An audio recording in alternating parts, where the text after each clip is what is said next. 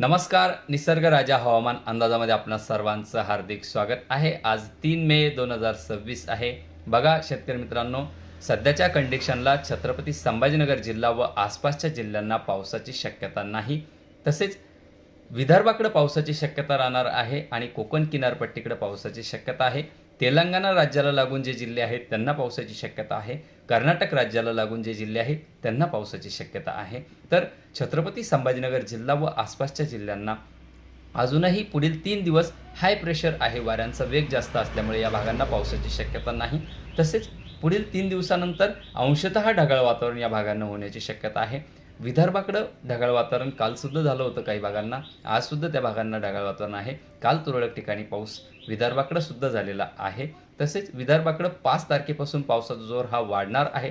5, 6, 7, 8 तारखेला जवळपास गडचिरोली, गोंदिया, भंडारा, चंद्रपूर, नागपूर, वर्धा, यवतमाळ या भागांना पावसाची शक्यता आहे. मराठवाड्याचा जो नांदेड, लातूर, धाराशिव या भागांना पावसाची शक्यता आहे. इकडे सोलापूर, सांगली, कोल्हापूर, सिंधुदुर्ग, रत्नागिरी, रायगड, मुंबई, ठाणे, वसई, विरार या भागांना पावसाची शक्यता आहे.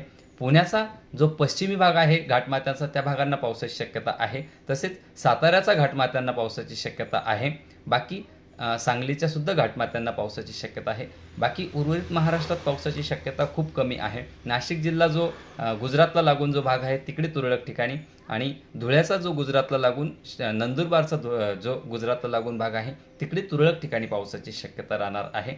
तसेच छत्रपती संभाजीनगर व आसपासच्या जिल्ह्यांना पावसाची शक्यता सध्या तर नाही.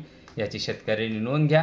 ढगाळ वातावरण झाल्याच्या नंतर आपल्या पिकांची झाकपाक करून घ्यायची आहे. कारण की एखाद्या ठिकाणी जर टेम्परेचर वाढीमुळे त्या ठिकाणी स्थानिक लेवलचं टेम्परेचर वाढीमुळे त्या भागात काही ठिकाणी हलक्या स्वरूपाचा पाऊस होत असतो. तसेच विदर्भाकडं मात्र हा पावसाचा जोर खूप असणार आहे.